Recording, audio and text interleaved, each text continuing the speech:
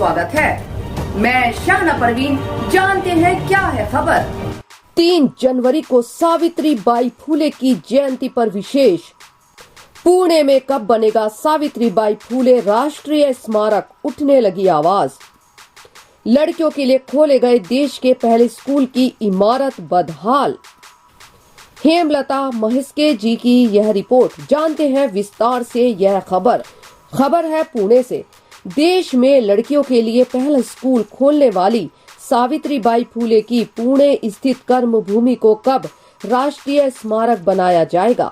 Savitri by का नाम बहुत तेजी से देश और दुनिया में महिलाओं की प्रथम आदर्श के रूप में जन जन में व्यापक होता जा रहा है। उनको भारत रत्न के रूप में अलंकृत करने की भी मांग होने लगी है। इसलिए स्मारक बनाने के सवाल अब चारों ओर से उठने लगे हैं। एक दिन पहले ही 1 जनवरी को भिड़े वाड़ा बचाओ मुहिम की ओर से फुले दंपत्ति के सम्मान में रैली निकाली गई। मुहिम के प्रधान प्रशांत यतीश फुले का कहना है कि फुले दंपत्ति के सम्मान के लिए सरकार और समाज दोनों को आगे आना होगा। सावित्री बाई फुले ने अपने पति ज्योतिराव फुले की मदद से पुणे में भीडेवाड़ा में लड़कियों के लिए पहला स्कूल खोला था। उसकी 3 मंजिला इमारत अब पूरी तरह से जर्जर हो गई है। वह इमारत किसी भी समय ढह सकती है। यह सावित्री बाई को समझने और मानने वालों के लिए बहुत दुखद है।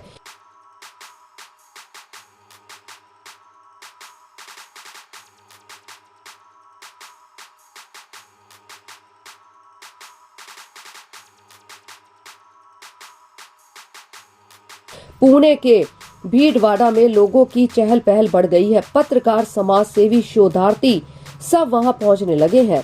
इमारत की छतें बहुत पुरानी और जर्जर हो गई हैं। कब किस कमरे की दीवारें गिर जाए पता नहीं। खतरे की आशंका बढ़ गई है। जानमाल की क्षति हो सकती है।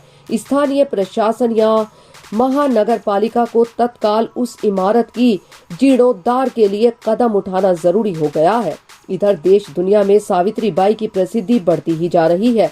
उसके कारण भीडेवाड़ा में लोगों की भीड़ बढ़ने लगी है। सभी की इच्छा पूरी इमारत देखने की होती है। कहां पर लड़कियां पढ़ती थी, किस जगह स्वर्ण विधवाओं को गर्भवती बनाकर आत्महत्या के लिए विवश होने वाली को आश्रय दिया जाता था। सावित्री बाई सिर्फ लड़कियों को पढ़ाती ही नहीं थी।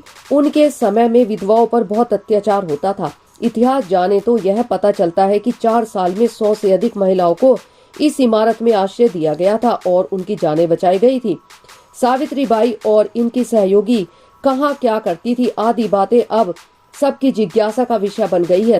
देश में पुणे और सतारा सहित अनेक राज्यों में सावित्री बाई फुले के नाम से बड़े बड़े भवन बनाए गए हैं। उनके नाम से विश्वविद्यालय, स्कूल, कॉलेज और विद्यापीठ बन गए हैं। सैकड़ों संस्थाएं भी बनी है, लेकिन उनके खुद के बनाए स्कूल के भवन की किसी ने सुध नहीं ली। वह स्कूल आज अपनी बदहाली पर आंसू बहा रहा है। अब इसके जीर्णोद्धार की आवाजें उठने लगी है। जबकि कुछ साल पहले कहा गया था कि पुणे में भीडेवाड़ा में 1841 में सावित्री बाई फुले द्वारा लड़कियों के लिए देश में पहली बार स्थापित स्कूल का एक राष्ट्रीय स्मारक के रूप में पुनर्विकास किया जाएगा और इसमें एक लड़कियों का स्कूल होगा। भीडेवाड़ा के विस्तार का काम जल्द ही शुरू होगा। 7 मंजिला इस इमारत में 5 मंजिल स्कूल के लिए आरक्षित होगी, जिसमें सभी आधुनिक सुविधाएं होंगी। स्कूल पीएमसी द्वारा चलाया जाएगा और बेसमेंट में दुकानें होंगी जो वहां पहले से ही स्थित है। लेकिन ये बातें सिर्फ कागजों और जुबानों पर ही सीमित है। असली हकीकत लेख के साथ चित्रों में देख सकते हैं।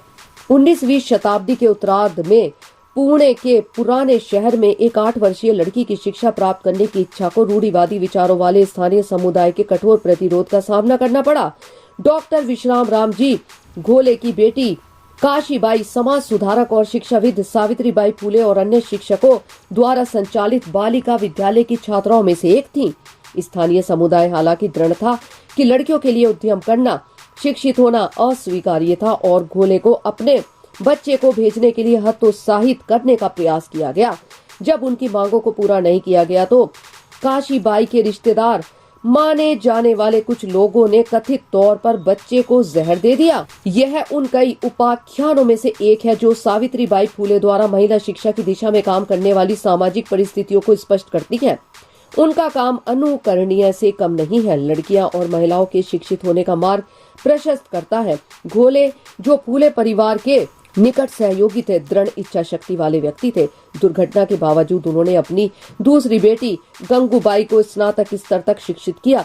सावित्रीबाई फूले पुणे विश्वविद्यालय के इतिहास विभाग की प्रमुख श्रद्धा कुंभोजकर के मुताबिक 1848 तक फूले दंपति ने दातिया साहब भिंडे द्वारा दिए गए स्थान भीड़ेवाड़ा में वयस्क शिक्षार्थियों के लिए एक स्कूल शुरू किया।